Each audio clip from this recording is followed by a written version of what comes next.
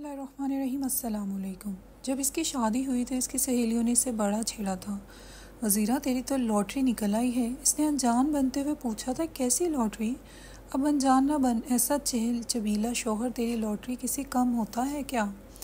हमारे माँ बाप तो बेटियों की शादी के मौके पर इस तरफ तवज्जो ही नहीं देते। बस लड़का कमाऊ हो, चाहे इसकी उम्र कितनी ही ज़्यादा हो। जरीना के बारे में तो तुझे मालूम है ना, 18 वर्ष की छोरी को 40-45 वर्ष के बूढ़े से ब्याह दिया। इसके माँ बाप ने आए हाय 40 वर्ष का मर्द बूढ़ा कब होता है, इसने यूं ही कह दिया था, मगर दिल ही दिल में खुश हो रही थी कि इसके माँ बाप ने इसके लिए वाकई बड़ा छैल छबीला शोहर का इंतखाब किया है, जिसकी उम्र इससे कम नहीं तो ज़्यादा भी नहीं होगी। अम्मा बाबा ने निकाहनामे में इसकी उम्र 19 साल लिखवाई थी, मगर वो जानती थी कि इसकी असल उम्र 22 वर्ष है, जबकि रफ़ीक की उम्र भी निकाहनामे में 22 साल ही लिखवाई गई थी। जब रफ़ीक का रिश्ता आया था तो वज़ीरा ने बहुत हाथ पैर मारे थे कि मुझे अभी शादी नहीं करनी, इतनी जल्दी भी क्या है, हाँ भी तो तेरे दूध के दांत भी नहीं टूटे हैं। इसकी माँ ने गाल पर हाथ रख कर कहा था, कमबख्त मारी, तू 22 वर्ष की हो गई है और कितने सालों तक हमारे सीने पर मूंग दलती रहेगी। इसने मज़ीद बात नहीं बढ़ाई थी, ये सोच कर अम्मा बात का बतंगड़ ही बना देती हैं। मैंने तो इसलिए रिश्ते से इनकार किया था कि मेरी नज़रों में कोई और था। मैं तो यही सोच रही थी कि इसके घर से रिश्ता आएगा, इसकी माँ आकर मेरे लिए अपनी झोली फैला देगी, लेकिन इधर से किसी के आने से पहले कहीं और से कोई आ टपका है। इसका बाप इसकी माँ से कह रहा था, मुझे तो बड़ा पसंद है लौंडा, गोरा चिट्टा सेहतमंद, उम्र भी ज़्यादा नहीं, 25 साल से भी कम उम्र होगी, और सबसे बढ़कर अच्छा कमाता है, माकूल तनख्वाह है। तुम क्या कहती हो इसके बारे में? ए लो, मैं क्या कहूँगी, जब इतनी अच्छी बातें इसमें मौजूद हैं और वो तुमको पसंद भी है तो फिर इनकार का क्या सवाल होता है। इस पर बाबा बोला, तो इससे भी ज़्यादा पूछ लो। अरे इससे क्या पूछना है, तुम भी कमाल करते हो। जब तुम्हारा रिश्ता आया था तो मेरे अम्मा बाबा ने मुझसे कब पूछा था? इसने माँ की बात सुनकर अपने आप से कहा, अरे ये तो सठिया गई है, बुढ़िया अपनी शादी की मिसाल दे रही है जो आज से 25-30 साल पहले हुई थी। पर आज का दौर वो दौर नहीं। लेकिन वज़ीरा में भी खुलकर मुखालफत करने का हौसला नहीं था, जबकि इसके महबूब की तरफ से भी कोई पेशरफ्त नहीं हुई थी, इसलिए इसने खामोश रहना ही बेहतर समझा। और जब एक दिन इसने अपने दोस्त कलसूम से इस रिश्ते का जिक्र किया तो इसने पूछा, भला वो है कौन? मुझे ज़्यादा तो मालूम नहीं इसके बारे में, पर इतना पता है कि साइकिलों की मरम्मत करने वाली दुकान में काम करता है। नाम इसका रफ़ीक है। रफ़ीक? हाँ कलसूम, क्या तू इसे जानती है? कलसूम ने जवाब देने के बजाय लपक कर इसे दबोच लिया और बेख्तियार इसका बोसा लेने लगी। अरे अरे, ये क्या हो गया तुझे? तुझ पर तेरी किस्मत पर प्यार आ गया है वज़ीरा। अरे वो तो किसी फिल्मी हीरो से कम नहीं, हमारी गली में ही रहता है। जाने कितनी लड़कियां इसे देखकर आहें भरती हैं। अफसोस कि मैं शादीशुदा हूँ, वरना मुझे भी लम्हा भर को वो बड़ा अच्छा लगा था। कलसूम की ज़ुबानी इसकी तारीफ़ सुनकर वो खुश हुई, मगर अगले लम्हे वो कह रही थी, इस साइकिलों की मरम्मत का काम तो बड़ा गंदा है ना, हाथ पाँव मुंह सब काले हो जाते हैं। खैर थोड़े ही दिनों के बाद वज़ीरा और रफ़ीक की शादी हो गई। जो भी इन्हें देखता यही कहता कि चाँद सूरज की जोड़ी है। सारी लड़कियां वज़ीरा की किस्मत पर रश करती थीं, मगर ख़ुद वज़ीरा अंदर से खुश नहीं थी। क्यों? ये इसने किसी को बताया नहीं था, ना ही कभी अपनी किसी बात से रफ़ीक को भी इसका पता चलने दिया था। अलबत्ता कुछ दिनों बाद इसने मुख्तार से दोबारा मिलना जुलना शुरू कर दिया। वज़ीरा को लगता था शायद वो अपने फ़ैसले पर पछता रही है। कमाल करता है, तू भी लड़की का भी कोई फ़ैसला होता है? वो तो माँ बाप की खौंती से बंधी कहाई होती है। कसूर तो तेरा भी है ना मुख्तार, तुझसे तो इतना भी नहीं हुआ कि किसी को अपने रिश्ते के लिए हमारे घर भेजता। जवान जहान बेटियों को माँ बाप ज़्यादा दिनों घर में नहीं बिठाए रखते। रफ़ीक का रिश्ता आ गया था, इसलिए मेरे बड़ों ने हाँ कर दी। शादी से पहले भी एक दिन वो मुख्तार से मिली थी। दोनों ने खूब एक दूसरे से शिकवे शिकायत की थी, अपने दिल की भड़ास निकाली थी। फिर वज़ीरा बोली, शायद मैं हमारे मुकद्दर में जुदाई ही लिखी थी, मगर मुख्तार ये शादी शायद मेरे लिए बर्बादी ही साबित हो। जिस तरह मैंने इसे मुकद्दर का लिखा समझकर कबूल कर लिया है, तू भी मुझे भूलने की कोशिश कर कि अब इसके अलावा कोई और चारा भी नहीं। इसने मुख्तार को तो भूलने का मशवरा दिया था, मगर ख़ुद इसे भूला ना सकी थी। मुख्तार इसका दूर पार का रिश्तेदार भी था। शादी से पहले वज़ीरा के घर भी आना जाना था और शादी के बाद कभी कभार रफ़ीक के घर भी चला जाता था, जबकि दिल के हाथों मजबूर होकर कभी कभी वो तन्हाई में भी मुलाकात कर लेते थे। वक्त यूं ही गुजरता रहा। वज़ीरा एक बच्चे की माँ भी बन गई, लेकिन वो रफ़ीक से खुश नहीं थी। बज़ाहिर दोनों के ताल्लुकात ठीक ठाक ही थे। रफ़ीक को भी कभी महसूस नहीं हुआ कि इसकी बीवी वज़ीरा किसी बात पर इसे पसंद नहीं करती। रफ़ीक के माँ और दीगर अजीज़ रिश्तेदार भी यही समझते थे कि दोनों मियाँ बीवी एक दूसरे से खुश हैं। वज़ीरा ने भी कभी किसी को अपने दिल की फांस के बारे में सोचने का मौका ही नहीं दिया था। अलबत्ता मुख्तार से इसकी खुफिया मुलाकातों का सिलसिला थोड़ा बढ़ गया था। जब भी इसका दिल ज़्यादा होलने लगता तो वो इससे मिलने चली जाती। एक दिन ऐसी ही एक मुलाकात के दौरान मुख्तार ने इससे कहा, वज़ीरा तो इस तरह मुझसे मिलने ना आया कर। पर वो क्यों मुख्तार? क्या मैं इतनी बुरी हो गई हूँ? क्या मैं डायन और चुड़ैल हो गई हूँ? क्या तुझे मुझसे मिलने से डर लगने लगा है? तुझसे नहीं, मुझे अपने आप से डर लगता है वज़ीरा। अपने आप से डर? वज़ीरा इसके और करीब हो गई और इसकी आंखों में आंखें डाल कर बोली, क्या तू ज़हनी मरीज़ हो गया है मुख्तार? अपने आप से डरने का क्या मतलब है? अरे मुझे अपने आप को संभालना मुश्किल हो जाता है तुझे देखकर। मैं जज्बात पर काबू रखूं कैसे? कहते कहते इस पर जुनूनी कैफियत से तारी हो गई थी और वो सचमुच अपने आप को काबू में नहीं रख सका। और इससे जिस बात का डर था वो बात हो गई। फिर जब वो होश में आया, हमारी शर्मिंदगी के वो वहाँ मज़ीद ना रुक सका। क्या वज़ीरा से आंखें कैसे चार करे? दूसरी तरफ वज़ीरा पर ऐसी पुरकैफ मस्ती छाई हुई थी कि वो अपने आप को हवा में उड़ता महसूस कर रही थी। बड़ी देर बाद अपने आप को नॉर्मल करने में कामयाब हुई, मगर इसका रवां रवां कई दिनों तक सरशारी की कैफियत में झूमता रहा। अब इसे एहसास हो रहा था कि इसने मुख्तार को खोकर कितना नुकसान उठाया है। 30-32 साल के मुख्तार और 22-23 वर्ष के रफ़ीक में कितना नुमाया फ़र्क था। रफ़ीक ने तो एक दिन भी इसे हकीकी मुसर्रत से हमकनार नहीं किया था। एक दिन तन्हाई में बैठकर वो बहुत रोई और अपनी किस्मत पर मातम किया कि इसने शादी से कितने बड़े खसारे से दो चार कर दिया है। कई दिनों की कोशिश के बाद मुख्तार इससे मिला तो वो एकदम इस पर चढ़ दौड़ी, कहाँ मर गए थे तुम? वो बेचारा तो सख्त शर्मिंदा था। ज़रा तौक़ुफ़ के बाद सर झुकाए हुए बोला, मैं तुम्हारा मुजरिम हूँ, जो सज़ा चाहे मुझे दो। वज़ीरा रोने लगी। वो और डर गया, इसे चुप कराना चाहा, इसके आंसू पोंछने की कोशिश की तो वो और ज़्यादा शिद्दत से रोने लगी। मुख्तार तुमने, ये कहते कहते इसकी हिचकी बन गई, मुझे माफ़ कर दो यार। नहीं, माफ़ नहीं करूँगी। तुमने मुझे खोकर अपने आप पर ही नहीं मुझ पर भी बहुत जुल्म किया है। फिर वो इसके सीने पर मुक्के मारते मारते इससे लिपट गई और बदस्तूर रोते हुए बोली, मैं एक नामुकम्मल ज़िंदगी, नाआसूदा ज़िंदगी बसर कर रही हूँ। मुख्तार इतना बौखलाया हुआ था कि इसकी समझ में नहीं आया वज़ीरा क्या कह रही है, इन बातों का क्या मकसद है। मगर वज़ीरा ने इसे ज़्यादा गौर व फिक्र करने का मौका नहीं दिया। वो तो एक बार फिर जज्बात की धारे में बह गई और उसे कहने लगी, यही तुम्हारी सज़ा है कि वक्तन फ़वक्तन मेरी महरूमियाँ दूर करते रहो, मुझे सच्ची खुशियों से हमकनार करते रहो। मुख्तार को भला क्या इनकार हो सकता था? इस मुलाकात के बाद सारे बंधन खुल गए थे, जो अगली मुलाकातों में खुलते ही चले गए। दोनों खुश थे कि गुमशुदा लाल इन्हें मिल गया था। एक दूसरे को खोने के बावजूद एक दूसरे से मिल गए थे। मगर मुख्तार डरता था और कभी कभी वज़ीरा से कहता था, वज़ीरा हम गलत रास्ते पर चल रहे हैं, कभी खुदा न खास्ता हमारी ये चोरी छुपे की मुलाकातें पकड़ी गई तो। वज़ीरा हंस पड़ती। क्यों? अरे हंसी क्यों हो, इसमें भला हंसी की क्या बात है?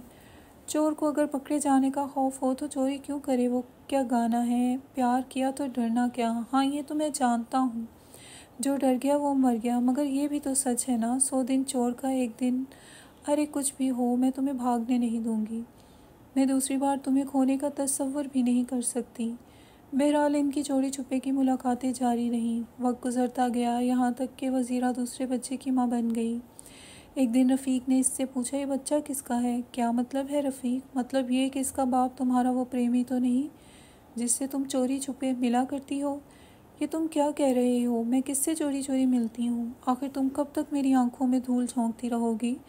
वज़ीरा बोली, बीवियाँ जब बच्चे जनने लगती हैं तो शोहरों के लिए दिलचस्पी का सबब नहीं रहती, मगर इसका ये मतलब नहीं कि तुम मुझ पर ऐसा ओछा इल्ज़ाम लगाओ। वज़ीरा ने अगली मुलाकात में मुख्तार को ख़बरदार किया था क्या वो इसके घर ना आए। रफ़ीक को शुबा हो गया है कि मैं तुमसे छुप छुप कर मिलती हूँ। अरे भाई, मैं तुम्हारे घर कितना जाता हूँ। वो तो इतने दिनों बाद तुम्हारे नए बच्चे को देखने गया था, यही तो गज़ब हो गया। वो कह रहा था, ये बच्चा किसका है? इसका बाप तुम्हारा वो प्रेमी तो नहीं? अरे हाँ, ये तो मैंने भी नहीं सोचा था। वज़ीरा की इसे आहिस्ता आहिस्ता रफ़ो चक्कर हो गई थी। अब रफ़ीक से इसकी ताल्लुकात बड़ी तेज़ी से बिगड़ते जा रहे थे। वो बात बात पर बीवी को झिड़कने लगा था। वज़ीरा अगर किसी बात पर तुर्की जवाब दे देती तो इसके गाल पर थप्पड़ मारने से भी गुरेज नहीं करता था। कई बार इसका जी चाहा अपनी सास से इसके बेटे की शिकायत करे, लेकिन ये सोचकर इसने ऐसा नहीं किया कि इस तरह की बात पर तो मुख्तार के साथ इसकी खुफिया मुलाकातों की बात भी सामने आएगी और इन मुलाकातों के रास्ते में वो अपनी जानिब से कोई रुकावट नहीं डालना चाहती थी। एक दो बार इसकी सास ने भी इससे पूछा, क्या बात है, आजकल रफ़ीक का मूड मिजाज ख़राब नज़र आता है। वो बात दरअसल ये है ना कि अब बाल बच्चों की वजह से घर के अखराजात बढ़ गए हैं। दूसरी तरफ वो मालिक से तनख्वाह बढ़ाने की बात करते हैं तो वो अपना रोना धोना लेकर बैठ जाता है।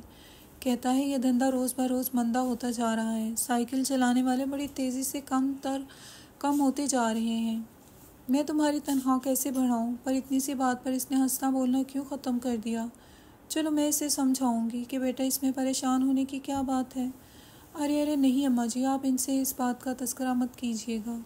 उन्होंने मुझे मना किया था कि अम्मा से इस बात का जिक्र ना करूं कि अम्मा परेशान हो जाएंगी। मुझे तो ये बात याद नहीं रही थी, इसलिए मैंने आपसे ज़िक्र कर दिया।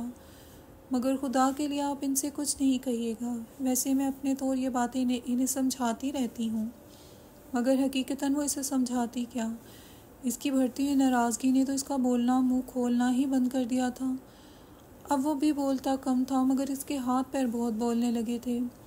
बात बात पे बेधड़क वो वज़ीरा को मारना पीटना शुरू कर देता था। मगर इतनी बात ज़रूर थी कि वो सबके सामने ज़ुदोकोप नहीं करता था। वज़ीरा डर के मारे चीखती चिल्लाती भी नहीं थी, बस उफ करके रह जाती थी। अलबत्ता वो इंतकामन अपने शौहर की अमानत में ख़यानत को ज़्यादा ही करने लगी थी। इसकी एक वजह यह भी थी कि रफ़ीक अब इसे अपने आस पास आने की बिल्कुल मौका नहीं देता था। मगर इससे लिपट कर बातें भी करती तो इसे झिड़क देता था और नफ़रत भरे लहजे में कहता था, जा अपने इसी यार के पास चली जा। एक दिन मुख्तार ने इसके जिस्म पर नीले नीले दागों को देखकर कहा, अरे वज़ीरा ये कैसे निशान है तशद्दुद के, रफ़ीक के मारने पीटने के निशान है। तो क्या वो तुझे अब मारता पीटता भी है? बहुत, अब तो वो बात कम करता है, मारता ज़्यादा है। वो कहता है तेरे इस बच्चे में भी मुख्तार की झलक नज़र आती है। इसकी मार से ज़्यादा मुझे ये बातें तकलीफ़ देती हैं जो तुम्हारे हवाले से वो कहता है। बच्चे की शक्ल तुम पर गई है ना, तो इसे गुमान नहीं यकीन हो गया है कि तुमसे मेरे ताल्लुकात हैं। मैं इसी दिन के लिए कहता था, अरे छोड़े इस जिक्र को। मुझे तो अब ये फ़िक्र परेशान करने लगी है कि कहीं वो किसी दिन मौका पाकर तुम पर कातलाना हमला न कर दे। अरे नहीं, वो ऐसा नहीं करेगा। कर तो सकता है, तो इससे पहले क्यों ना हम इसे अपने रास्ते से हटा दें। क्या मतलब है वज़ीर? मतलब ये है मुख्तार कि अगर हमें इससे जान का ख़तरा है तो क्यों ना हम इस ख़तरे को ही ख़त्म कर दें। अरे ये तो ऐसी बात हुई कि हम एक झूठ को छुपाने के लिए दूसरा झूठ बोलें। हम तो पहले ही एक जुर्म कर रहे हैं, अब इस पर पर्दा डालने के लिए दूसरा जुर्म करें। इस वक्त तो ये बात आई गई हो गई, मगर मुंह से निकली हुई ये बात एक दिन सचमुच सामने आ गई। रफ़ीक ने एक दिन दोनों को रंगे हाथों पकड़ लिया। शायद वो इन दोनों की टों में लगा हुआ था। इसने जेब से बड़ा सा चाकू निकाल कर खटाक से इसे खोल लिया। आज तो मैं तुम दोनों को एक साथ मारकर साथ ही दफन कर दूंगा। मगर वो अपनी इस कोशिश में कामयाब ना हो सका।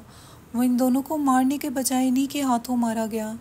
यूँ भी वो एक था और वो दो थे, जबकि मुख्तार इससे कहीं ज़्यादा ताकतवर था। इसने अभी इस पर काबू ही पाया था कि वज़ीरा ने चाकू इसके सीने में पेविस्त कर दिया। अरे ये तुमने क्या किया वज़ीरा? वही जो इस मौके पर करना चाहिए था। मुख्तार इसे ज़िंदा छोड़कर हम ज़िंदा कैसे रह सकते थे? रफ़ीक की लाश एक दिन बाद कब्रिस्तान के बाहर झाड़ियों के पास से मिली। वज़ीरा ने रोने धोने का ड्रामा ठीक ठाक अदा किया था। पुलिस ने ज़रूरी कार्रवाई के बाद लाश विरसा के हवाले कर दी, जबकि अनजाने कातिल या कातलों की तलाश में अपना काम शुरू कर दिया। वज़ीरा पर कई दिनों तक वशी के दौरे पड़ते रहे। वो जब भी होश में आती चीख चिल्लाकर कहती, हाय मेरे दो छोटे छोटे बच्चों का क्या होगा। इद्दत की मुद्दत ख़त्म होने से पहले मुख्तार की माँ वज़ीरा की माँ से मिली। कहने लगी, वज़ीरा का रोना धोना हमसे देखा नहीं जाता। हमारी माँ ने तो इसके और इसके बच्चों के लिए किसी सहारे, किसी साहिबान का बंदोबस्त कर दो। पर आजकल तो हमारी लड़कियां घर बैठी रहती हैं। इस दो बच्चे की माँ को कौन कबूल करेगा? अरे अपने ही अपनों के काम आते हैं ना। हमसे आप लोगों का दुख देखा नहीं जाता, इसलिए हम चाहते हैं कि इस मौके पर आपके कुछ काम आए। माना कि हम गरीब लोग हैं, मगर हमारा दिल बड़ा है। हम चाहते हैं कि वज़ीरा की माँ ने मुख्तार की माँ को आगे कुछ कहने नहीं दिया, इससे लिपट कर रोने लगी। बहन, ये तुम्हारा हमारे ख़ानदान पर बहुत बड़ा एहसान होगा। जल्दी सारे मामला तय हो गए। फैसला ये हुआ कि इद्दत के दिन पूरे होने के बाद कोई मुनासिब तारीख देखकर निकाह पढ़वा दिया जाएगा। फिर दोनों की तरफ से थोड़ी बहुत इसमें की तैयारी भी होने लगी। इद्दत के दिन ख़त्म हो गए तो एक मुनासिब तारीख का भी तयन हो गया, मगर शादी से एक रोज़ पहले सारा पासा पलट गया। पुलिस ने दोनों मुलजिमों को गिरफ़्तार कर लिया। हमें इस बात के शवाहिद मिल गए हैं कि तुम दोनों ने मिलकर रफ़ीक को कत्ल किया है। वज़ीरा ने तो ज़बरदस्त एहतजाज किया। अरे वाह, मैं अपने हाथों अपने सुहाग को क्यों उजाड़ूंगी? जब तुम लोगों को कातलों के तलाश में नाकामी हुई तो हमें ही गिरफ़्तार कर रहे हो। लेकिन मुख्तार ने गिरफ़्तारी के बाद ज़्यादा ज़िद बहस नहीं की। इकबाल जुर्म कर लिया। हाँ, हम दोनों ने ही इसे कत्ल किया था, मगर अपनी जान बचाने की कोशिश में हमने इसको कत्ल किया था। खुलकर बताओ, जान बचाने की कोशिश से तुम्हारा क्या मतलब है? रफ़ीक को मेरे और अपनी बीवी के ताल्लुकात के बारे में पता चल गया था। इससे ये बात बर्दाश्त ना हुई। वो हमारी टोम में लगा रहा और आखिर एक दिन इसने हमें रंगे हाथों पकड़ लिया और चाकू निकाल कर हमलावर हुआ, लेकिन इस कोशिश में वो नाकाम हो गया। मैं अपने आप को बचाने की कोशिश कर रहा था और ये कत्ल मेरे हाथों नहीं, इसकी अपनी बीवी के हाथों हुआ। इसी ने इसके सीने में चाकू पेवस्त कर दिया था। तुम लोग क्या समझते थे कि पुलिस नाकाम होकर छुप कर बैठ जाएगी?